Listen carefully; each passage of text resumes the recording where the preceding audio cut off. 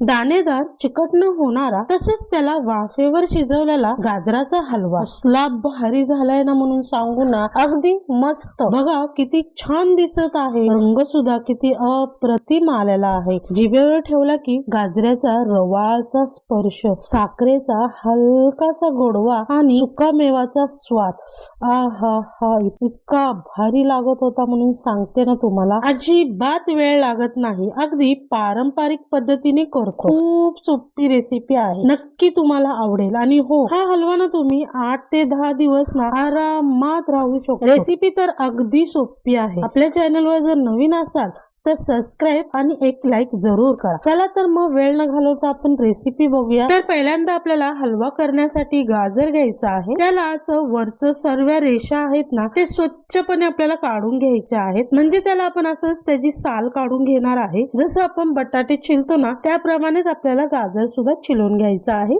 आणि स्वच्छ पाण्याने आपल्याला 2 ते 3 वेळा त्याला धुवून घ्यायचं आहे. किसणीने आपल्याला मस्तपैकी किसून घ्यायचं आहे. आणि तुम्हाला एक सांगू का, गाजर असं किसल्यालाच चांगलं लागतं. डायरेक्ट केलेलं किंवा अख्खं ना अजिबात जी गाजराला टेस्ट येते ना ती अजिबात येत नाही. त्यामुळे मोस्टली रिक्वायरमेंट करेल मी की गाजर नेहमी किसूनच घ्या. त्यांनी आपल्याला सर्व गाजर एक प्रमाणे आपल्याला किसून घ्यायचं आहे. तर मी इथे 1 किलोचं प्रमाण घेतलेलं आहे. अशा प्रकारे मी सर्व गाजरी मी इथे किसून घेत आहे. आता आपण हे गाजर ना वाफवणार आहोत. तर वाफवण्यासाठी गॅस वरती गरम पाणी करण्यासाठी ठेवलेलं आहे. पाणी चांगलं गरम झालं की आपल्याला गॅस बारीक करून घ्यायचा आहे. मग किसलेला गाजर आहे ना ते चाळणीवरती घेऊन चाळण आपल्याला गरम पाण्यावरती ठेवून द्यायचं आहे. मग त्याच्यावरती एक झाकण ठेवायचं आणि साधारण 10 ते 15 मिनिटं आपल्याला मोठ्या गॅसवरती मोठ्या आचेवरती ना त्याला चांगली वाफ काढून द्यायची आहे. इथं 15 मिनिटं झालेले आहेत. अजून मी 5 ते 10 मिनिटं मध्य गॅसवरती त्याला वाफ काढून देणार आहे. फक्त आपल्याला एवढंच करायचं आहे की वाफ देताना ना मध्ये मध्ये गाजर आपल्याला एकसारखं ना हलवून घ्यायचं आहे. म्हणजेच की वरती खालती फक्त आपल्याला करून घ्यायचं आहे, जेणेकरून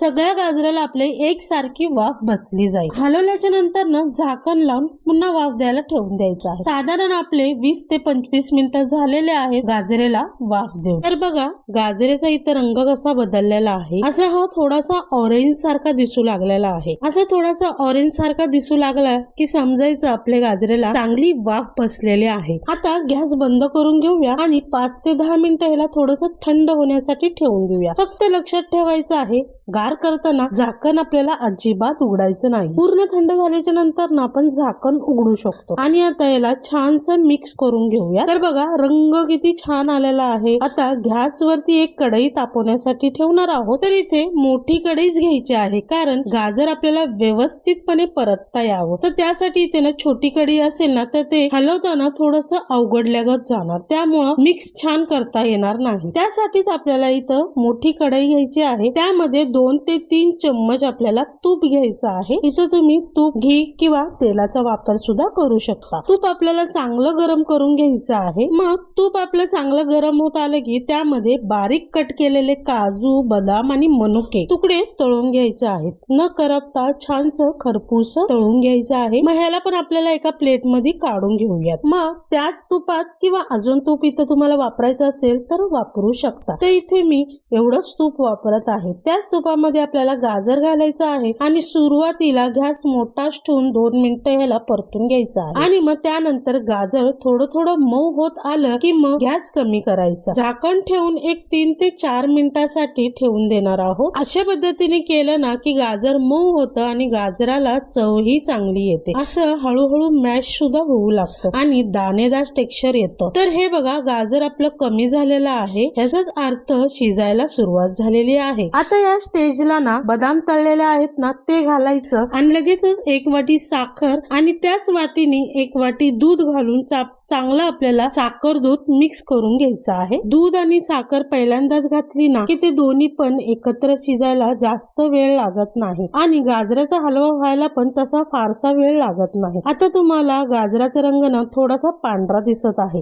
जशी साखर व्यवस्थित मिक्स होत जाईल ना तसं त्याचा रंग अजून खुलून येतो. बघा साखर आपली मस्तपैकी विरघळलेली आहे. साखरेचं मस्तपैकी पाणी झालेलं आहे. आता याला थोडासा ना दाटसरपणा येण्यासाठी ना झाकण ठेवूया आणि छानस ह्याला दणदणीत असं शिजून देऊया. साधारण 5 ते 10 मिनिटानंतर झाकण काढून बघूया तर बघा थोडासा दाटसरपणा आलेला आहे. छान असं दाणेदार झालेला आहे. गाजर व्यवस्थितपणे शिजलेला आहे. सगळा गोडवा त्यामध्ये उतरलेला आहे. आता या स्टेज मध्ये आपल्याला वेलची पावडर घालायची आहे आणि 1 ते 2 चम्मच तूप सुद्धा मिक्स करून घ्यायचं आहे. अजून ह्याला 1 ते 2 मिनिटं मंद आचेवरती ह्याला परतून घेतलं की आपला हलवा खाण्यासाठी तयार झालेला आहे. तर इथे मस्तपैकी आपला पारंपरिक हलवा तयार झालेला आहे. चला तर मग आता ह्याला आपण सर्व करून घेऊया. अजिबात गाजरामध्ये पाणी दूध वगैरे शिल्लक राहिलेलं नाहीये. एकदा केला ना की मस्तपैकी 8 दिवस आरामात हा फ्रीज मध्ये किंवा फ्रीजच्या बाहेर आरामातपणे राहू शकतो. अशा प्रकारे आपण इथे मस्तपैकी दाणेदार पारंपरिक गाजरेचा हलवा तयार केलेला आहे. व्हिडिओ आवडला असेल तर एक लाईक शेअर कमेंट नक्की करा. चॅनल वर जर नवीन असाल तर सबस्क्राईब केल्याशिवाय बिलकुल सुद्धा जाऊ नका. चला तर मग पुन्हा भेटूया अशा छान छान आणि मस्त मस्त रेसिपी सोबत आपल्या प्रज्ञाच मेजवानी चॅनल मध्ये.